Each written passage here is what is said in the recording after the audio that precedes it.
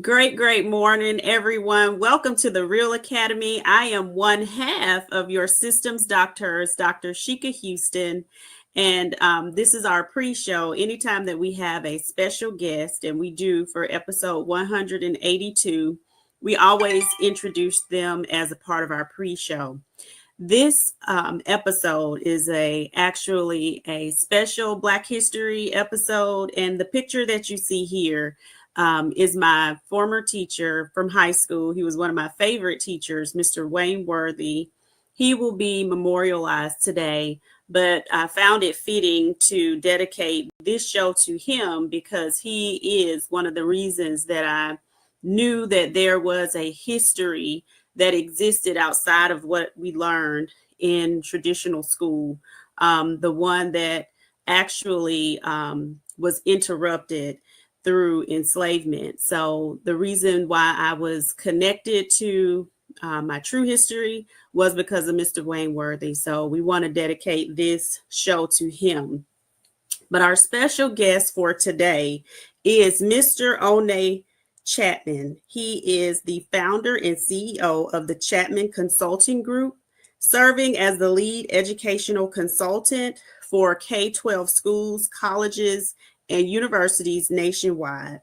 His many achievements include being named Young Entrepreneur on the Rise by the state of Mississippi, receiving the prestigious Gardner C. Taylor Award for Leadership and Excellence, and recently receiving the prestigious NAACP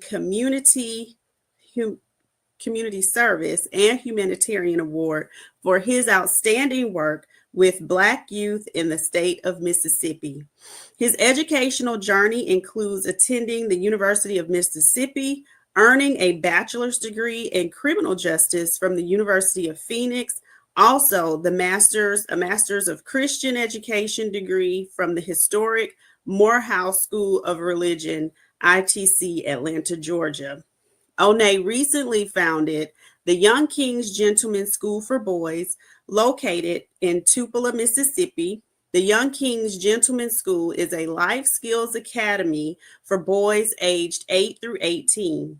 This school has experienced tremendous results and continues to serve as a community mentorship pillar for boys looking for mentorship and guidance. Through his visionary leadership, the school has been able to provide many youth with scholarships and business development tools. The Young King Gentlemen's School is one of the premier mentoring academies for boys in the state of Mississippi. Onae is the published author of 28 books and is currently pursuing his doctoral degree in educational leadership. He has served as a guest lecturer for various colleges, including Jackson State University, Wiley College, Miles College, Rust College, Harris Stowe, University of Wisconsin-Madison, Morehouse School of Religion, Georgia State, and Texas Southern University. He continues to blaze the trails in the field of education and community activism. Onae lives by the motto, just keep showing up because we all have work to do, and that we do. And we will show that work as well in this upcoming episode. So thank you for joining us, and please stay tuned. Welcome to the REALL Academy, brought to you each Saturday at 10:30 a.m. Eastern Standard Time by the Systems DoctHers, Dr. Sheka Houston and Dr. Tammy Taylor, best-selling authors, consultants, and speakers of Create and Educate LLC. Create and Educate LLC is an educational consultant and literary firm that provides professional development to schools and community. Their goal is to transform organizations with the REALL Resilient framework used to increase their school report card grades 2 and 3 grade levels in 1 year. REALL stands for Respect, Excellence, Accountability, Literacy, and Leadership. This framework is used to coach leaders and teachers and build student efficacy while putting systems in place that aligns the work of the school improvement, making the process manageable. Get into the weeds of work with leaders through their TrustMate Institute that you should contact them about today by filling out the contact form on their website.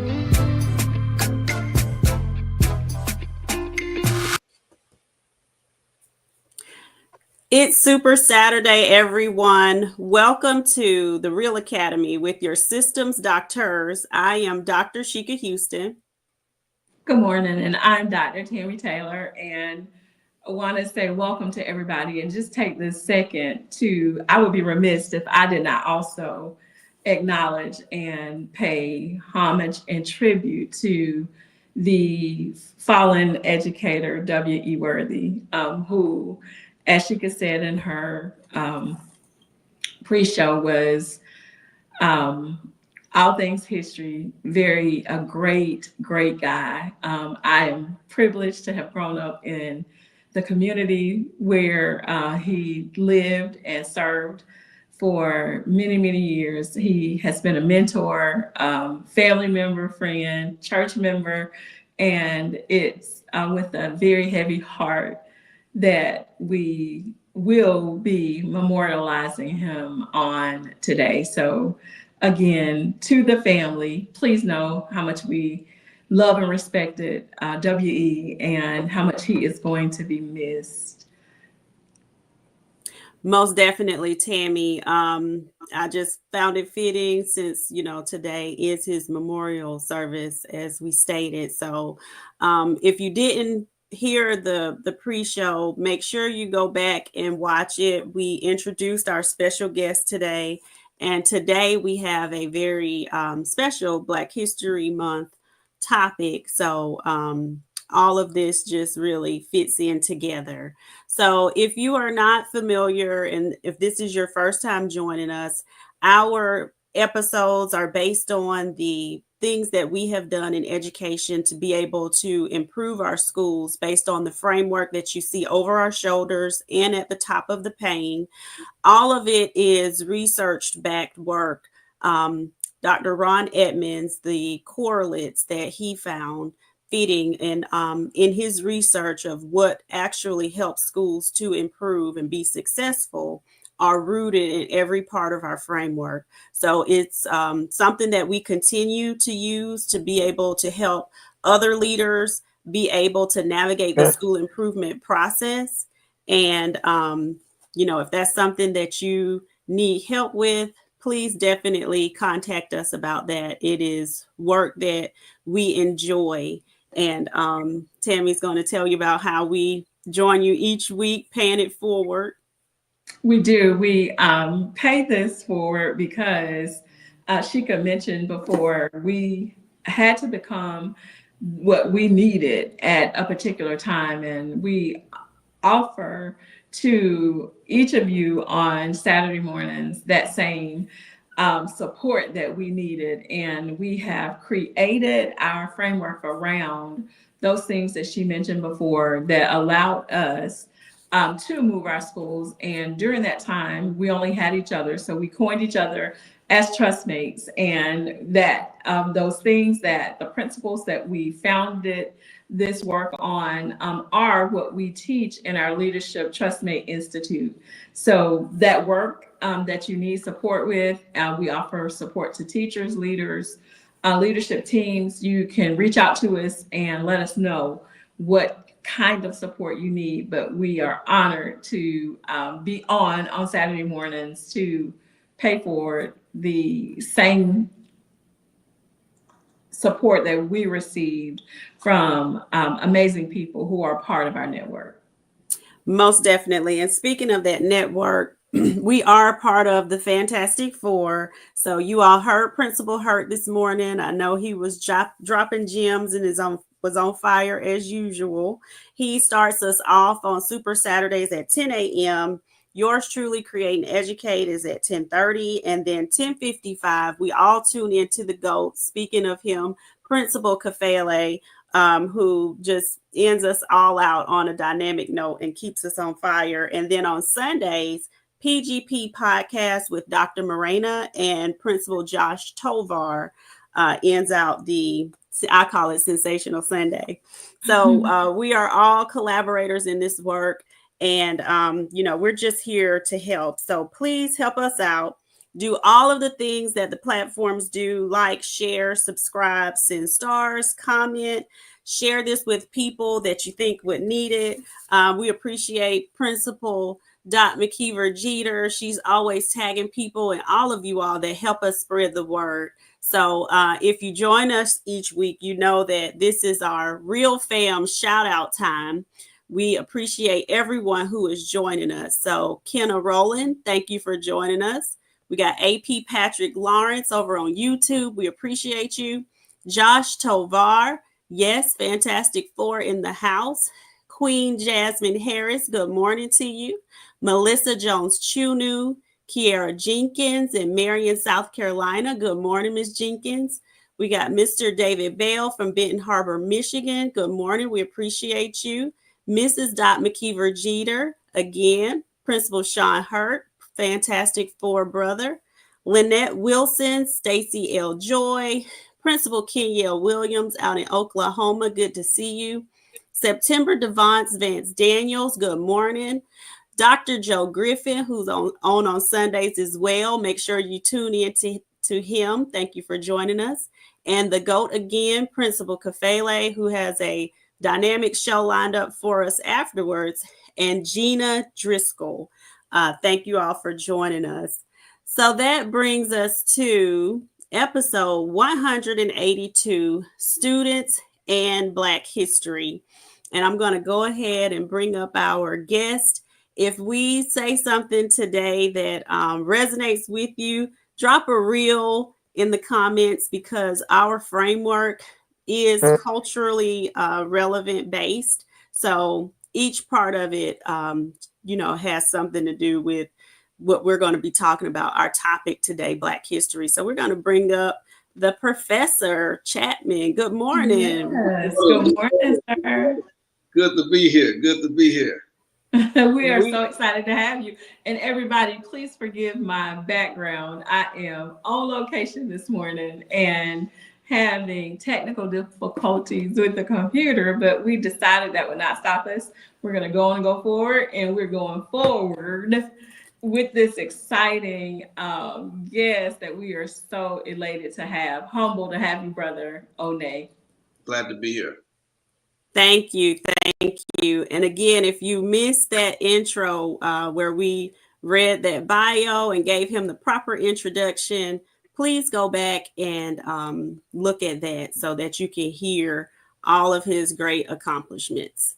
So the professor, and some might even say Mr. Black History, because a lot of your work is in Black history. I wanted to start off by just talking about our topic today is, Black history and how important it is for students to have an empowering curriculum.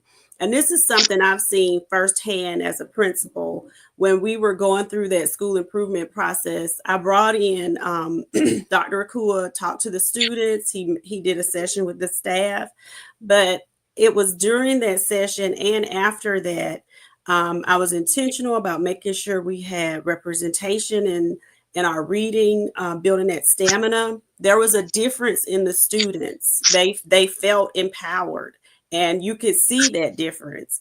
I've heard Dr. Akua, Principal Kafele, Dr. Manny Scott talk about, as young people in school, when they heard about their history, those are the things that empowered them to want to learn.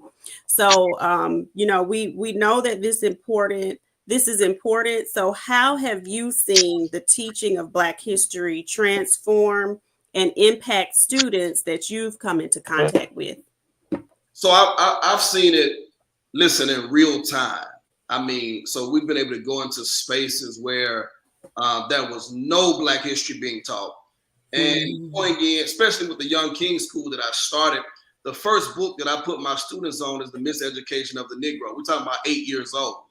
So I already got you reading The Miseducation, right? I'm already saying, Mom, go pick this book up. Go get this book. Put him on this book right now at 8 years old, right? Because I want him to have a point of reference. I want him to be able to see himself in the educational process. And that's what we typically deal with in this country is we're always on the periphery of education. We're never the subject of education. And so giving them that Black history knowledge centers them and makes them aware of who they are. So I want students to become socially aware. I want you to know who you are, where you are, what you bring to the table, what you have to offer this world. And I want you to be sure and confident in yourself and your abilities, who you are as a young student in your community and beyond. So it's not just you saying, hey, I'm going to do this in school. What about in the community?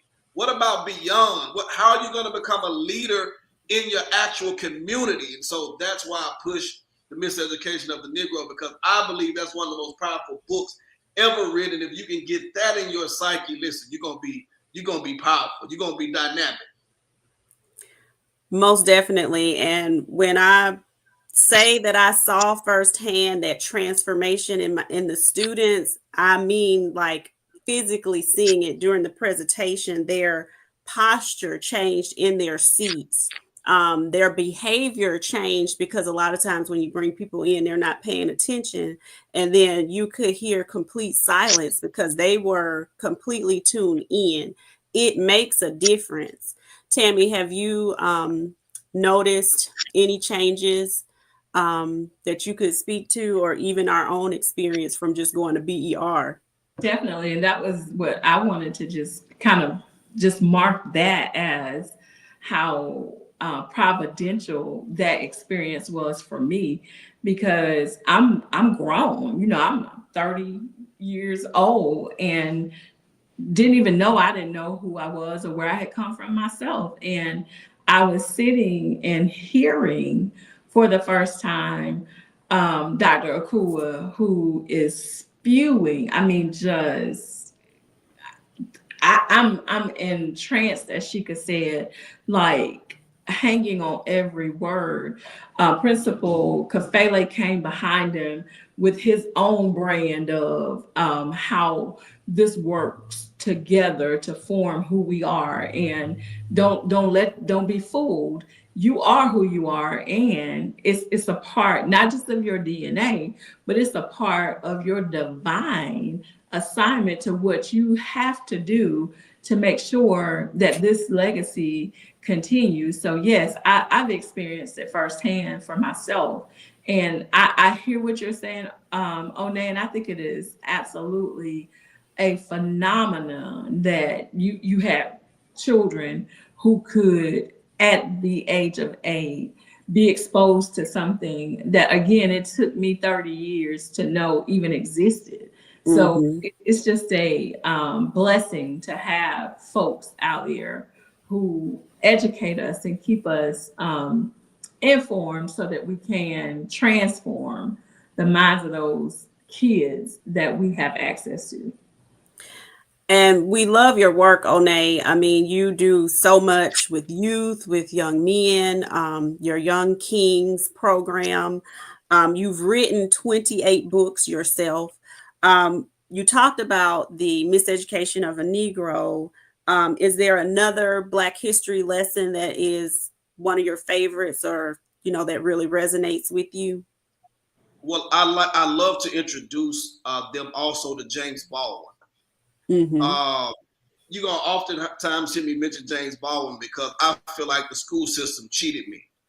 The fact that they had me reading Beowulf and all this other European language, literature, never introduced me to James Baldwin. Listen, I was disgusted when I came across James Baldwin. I said, listen, nobody ever introduced us to this great man. Like, how can you not introduce Black students to Mr. James Baldwin? So Uncle Jimmy. Yeah, Uncle Jimmy.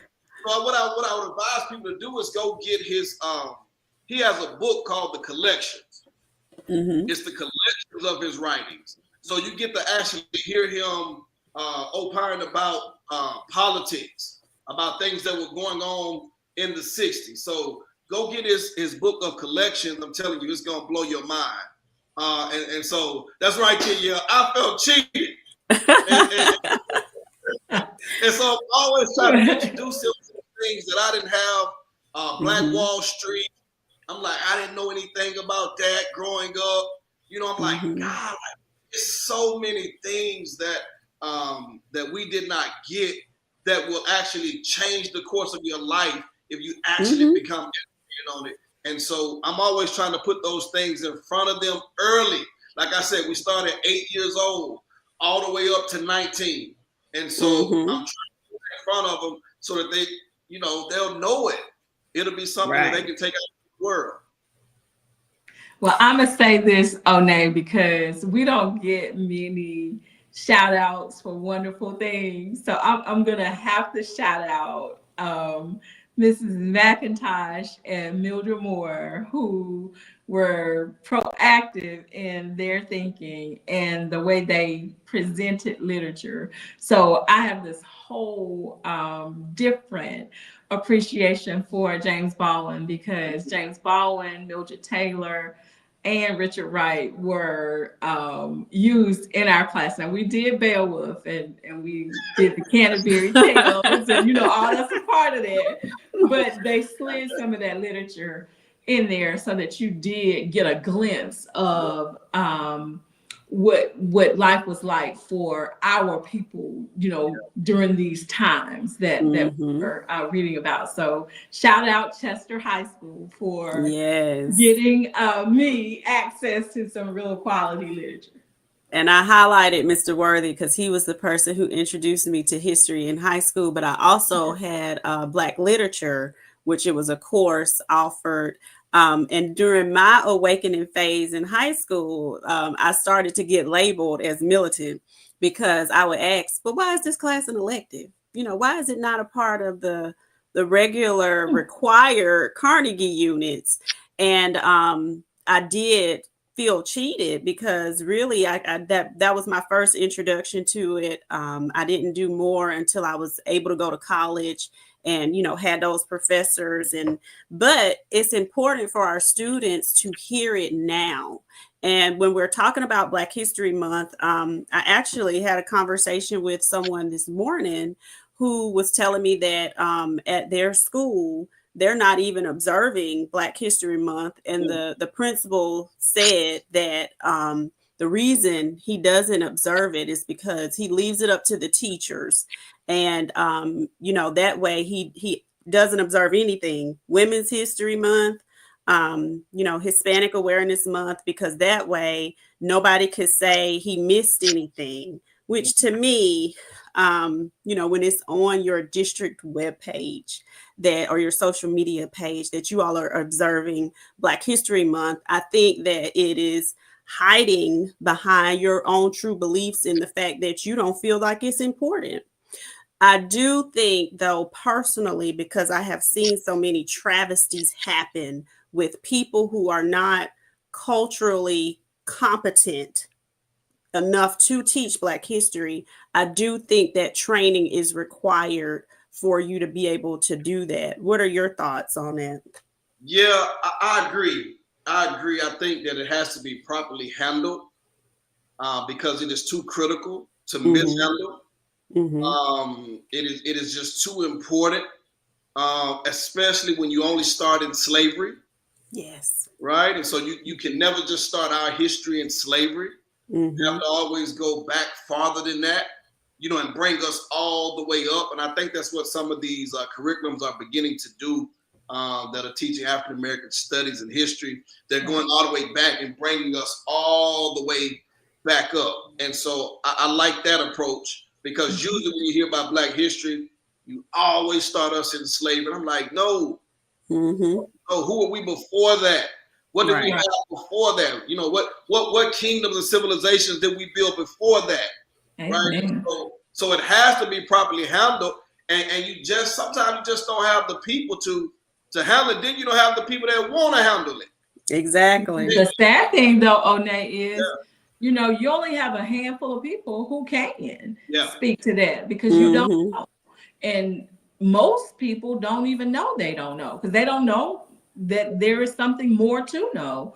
That's why the urgency of making sure that a complete picture of history is drawn when it's put out there, so that there isn't that misinformation that is what's allowed to be spoken over us, to us, gets indoctrinated in our kids' minds. Mm-hmm. Absolutely. So this is where you can come in, and you talked about, it shouldn't even be something that we're limiting to schools. Talk to everyone about what you offer by way of helping those teachers become culturally competent enough to be able to do Black history some justice, and then what you offer as far as community programs as well for students, just anything that you would be able to do to help. So in the community, we go out, and so people will often say, hey, bring us the Young Kings model to our community. So I've gone to churches, I've gone to different venues and taught their leaders on how to actually start a mentoring program for our young people. Because most people, they know they need something, but they simply don't know how to start it. What would the curriculum be? What would it look like when we actually meet on Saturdays? Because I use what I call the Saturday school model. And people are familiar with that. Freedom schools, what our ancestors used to do, they taught on Saturdays. So when they brought you to that little church building, they didn't just teach you about Moses and Noah. They actually taught you math. They actually taught you science. They actually taught you life skills. They actually taught you skills that you will be using going forward in your life. And so those things, so I'm trying to bring that model back. And what I'm basically telling communities is, listen, if you got a fellowship hall, if you got a sanctuary, there is no reason you're not meeting with your youth once a quarter. That's all I'm asking. Once a quarter, why are you not meeting with your young people? You have the space, have the fellowship hall, you have the sanctuary, you have the space. It's like, why are you not meeting with your young people? And so that's why I'm trying to train leaders on how to start mentoring programs, how to give out the scholarship, how to raise funds to do these particular things. So I even launched a thing where I give all my seniors a suit. When they reach 12th grade, I give them a suit. They can wear that to the prom, or wear that, going out to the senior banquet or whatever. And so I'm saying, listen, we can do this, but you just have to want to. You have to have the desire to want to do it. And so I'm trying to get into people's mind that this is something that is needed. That stop looking at this as something extra and look at this as something vital. Something that is very critical to your community that you actually need to implement. And so that's what we're doing in the community. Also in schools, we do consulting work with schools. I work with boys across the nation. Principals bring me in to do a year-long program with their boys. What that typically look like is they give me about 10 to 15 boys that need that extra motivation, that extra push. So I work with them over the course of a year, work with them on self-identity, self-esteem, all of the life skills components, social emotional learning components. We love it. That is awesome. Keep up the amazing work. And we have talked about partnering because we specialize in helping African-American girls. So we definitely need to continue in that vein because all of our children, they need help. And like you said, it's vital. So we've got to make sure that in the spaces that we can advocate to make sure that our children are learning their history, make sure that's happening, making sure that the people who need help in understanding the best way to do that are being provided the right professional development to be able to do that. And until then, a great resource is the WISE channel. I love their YouTube videos. Our children love YouTube, and they have short clips of special, Black History Month episodes that even tell them why it's important to observe Black History Month. So if you need somewhere to start, you can start there. How can people contact you, Onae? So you can contact me right here on Facebook, OC Chatman. On IG, I'm Professor Chatman. You can contact me there.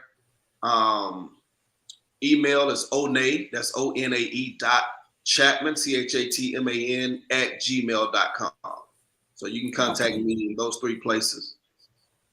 Awesome. Well, we appreciate you joining us. It goes by very, very quickly. I see.